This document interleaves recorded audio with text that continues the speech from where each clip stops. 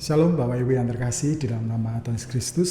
Berjumpa kembali di dalam renungan tengah minggu GKJ Pagi edisi bulan April 2026. Bapak Ibu yang terkasih, mari sebelum kita akan mendengarkan firman-Nya, mari kita akan bersatu di dalam doa. Tuhan, kami bersyukur atas anugerah dan kebaikan-Mu yang Engkau limpahkan dalam kehidupan kami.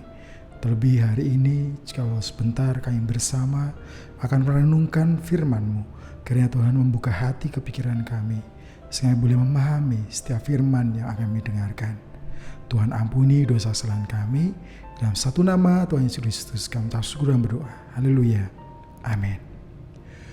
Bapak Ibu yang terkasih, di dalam nama Tuhan Yesus Kristus, hari ini kita akan belajar tentang firman Tuhan dengan tema ambisi yang keliru. Ambisi yang keliru. Untuk tema hari ini diambilkan dari ayat firman Tuhan yang terambil dari Injil Matius pasal 20 ayat 20 sampai dengan 28. Matius 20 ayat 20 sampai dengan 28 saya akan bacakan buat kita bersama. Permintaan ibu Yakobus dan Yohanes, bukan memerintah melainkan melayani. Maka datanglah ibu anak-anak Zebedius serta anak-anaknya itu kepada Yesus, lalu sujud di hadapannya dan meminta sesuatu kepadanya. Kata Yesus, "Apa yang kau kehendaki?" Jawabnya, "Berilah perintah supaya kedua anakku ini boleh duduk kelak di dalam kerajaan-Mu, yang seorang di sebelah kanan-Mu dan yang seorang lagi di sebelah kiri-Mu."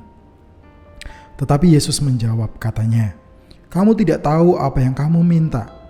Dapatkah kamu minum cawan yang harus kuminum?" Kata mereka kepadanya, kami dapat. Yesus berkata kepada mereka, "Cawanku memang akan kamu minum, tetapi hal duduk di sebelah kananku atau sebelah kiriku, aku tidak berhak memberikannya. Itu akan diberikan kepada orang-orang bagi siapa Bapakku telah menyediakannya." Mendengar itu, marahlah ke-10 murid yang lain kepada dua saudara itu.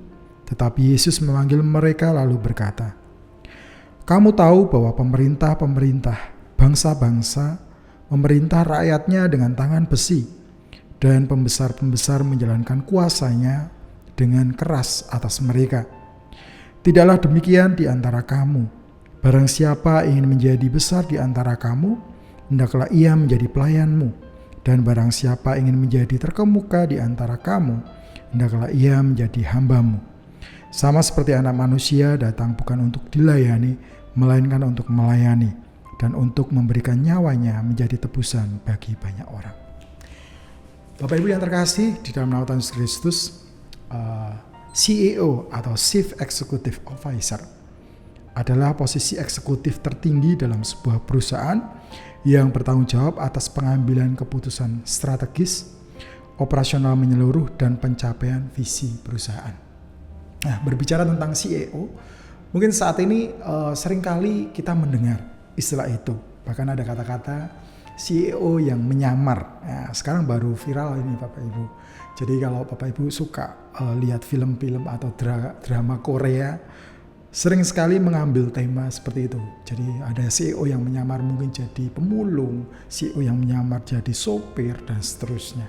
Nah, berbicara tentang CEO ini tentu saja posisi yang mungkin setiap orang mendambakan, karena itu salah satu posisi yang di sebuah perusahaan itu posisi yang termasuk penting di dalam sebuah perusahaan.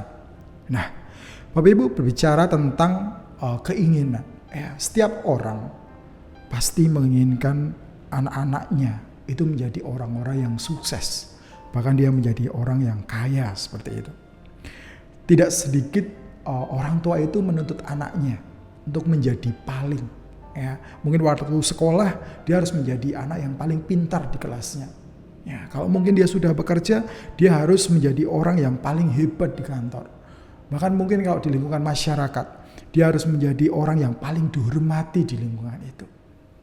Banyak orang tua pasti mendorong anaknya untuk memiliki cita-cita yang tinggi, yang orang itu tentunya akan menghormati ketika orang itu menjadi cita-cita yang diinginkan tersebut. Nah, menginginkan yang terbaik untuk anak-anaknya, atau kita pribadi mungkin punya keinginan atau cita-cita sendiri, itu tentunya tidak salah. Namun dalam bacaan kita hari ini, Yesus menegur ambisi yang lahir dari cara pandang yang keliru. Ada 3 hal yang mau kita pelajari hari ini. Yang pertama, ambisi yang keliru tadi datang dari motivasi yang salah. Jadi yang pertama, datang dari motivasi yang salah. Tadi kita bisa lihat dari ayat 20 dan 21 bahwa Ibu Salome atau ibunda daripada Yakobus dan Yohanes ini datang sujud kepada Yesus. Posisinya ini sudah sangat benar. Dia datang kepada Yesus dan sujud menyembah. Itu posisi yang sangat bagus. Tetapi ternyata sekalipun tadi kelihatan sangat rohani ya, dia sujud menyembah, tetapi dia membawa proposal politik ya. Ia meminta agar kedua anaknya ini duduk di sebelah kanan dan kiri Yesus saat Yesus nanti memerintah. Mereka mengira bahwa mengikut Yesus adalah tentang mendapatkan tahta, kedudukan, kekuasaan, dan kenyamanan. Seringkali kita pun juga melakukan hal yang demikian. Kita mungkin rajin beribadah kepada Tuhan, karena kita berharap dengan kita rajin itu Tuhan akan memberikan apa yang kita mau. Mungkin kita pengen posisi tertentu, kita berdoa bahwa kita untuk mendapatkan jabatan tertentu, mungkin manajer, mungkin supervisor, atau mungkin pengen menjadi dewan, anggota DPR dan seterusnya, atau menjadi polisi, atau menjadi orang-orang yang istilahnya seringkali posisi-posisi itu dihormati atau dianggap kesuksesan secara duniawi. Ya, itu hal yang pertama. Yang kedua, cawan yang harus diminum. Di dalam ayat yang ke-22 sampai dengan 23. Ya, Yesus mengajukan pertanyaan yang menurut saya cukup tajam.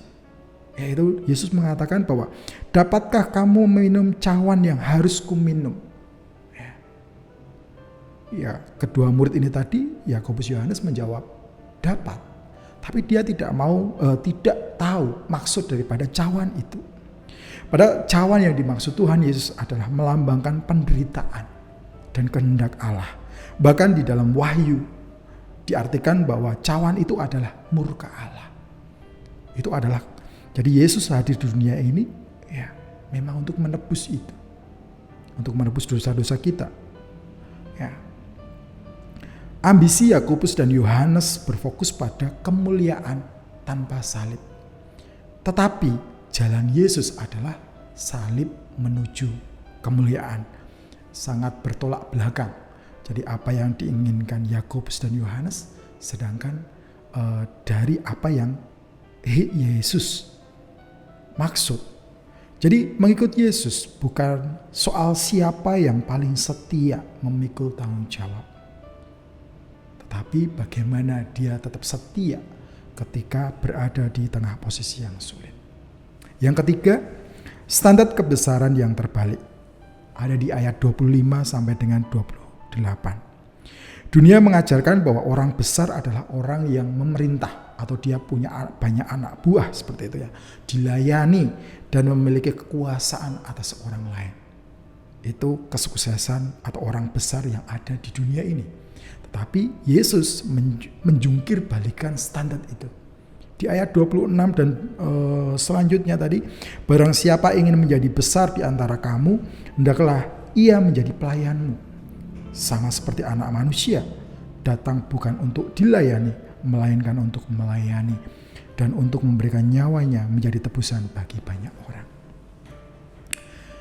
Kebesaran dalam kerajaan Allah tidak diukur dari beberapa banyak orang yang melayani kita, tetapi dari berapa banyak orang yang kita layani. Sangat bertolak belakang dengan orang-orang dunia harapkan. Jadi kalau orang yang besar di dunia ya dia berapa banyak orang yang melayani. Tapi kalau orang yang besar di hadapan Allah adalah seberapa banyak orang itu melayani. Apakah ambisi kita saat ini hanya untuk kepuasan diri sendiri atau status sosial saja? Menjadi terbesar di mata Tuhan tidak ditentukan oleh seberapa banyaknya orang yang berada di bawah kendali kita, tetapi seberapa banyaknya orang yang terbantu akan kehadiran kita. Mari kita berhenti berebut kursi di sebelah kanan atau kiri dan mulai mengambil handuk dan membasuh kaki sama kita. Dengan kita melayani mereka, dengan kita peduli sekeliling kita. Amin. Tuhan Yesus memberkati. Mari kita berdoa. Terima kasih Tuhan buat firman-Mu. Biarlah jikalau kami seringkali memiliki ambisi yang keliru di dalam hidup kami, biar kami belajar hari ini melalui murid-murid-Mu Tuhan, melalui apa yang sudah Engkau sampaikan. Biarlah ketika kami ingin menjadi yang terbesar, kami rindu untuk kami bisa melayani sekeliling kami. Jadikan kami anak-anak-Mu yang selalu taat akan firman-Mu, dan kami memiliki ambisi yang benar. Kami boleh melakukan setiap hal yang baik yang sudah Kau ajarkan di dalam hidup kami. Terima kasih Tuhan, biar firman-Mu akan terus menjadi rema di dalam kehidupan kami. Firman-Mu akan kami lakukan di dalam kehidupan kami. Dalam satu nama Tuhan Yesus Kristus kami ucap syukur dan berdoa. Haleluya.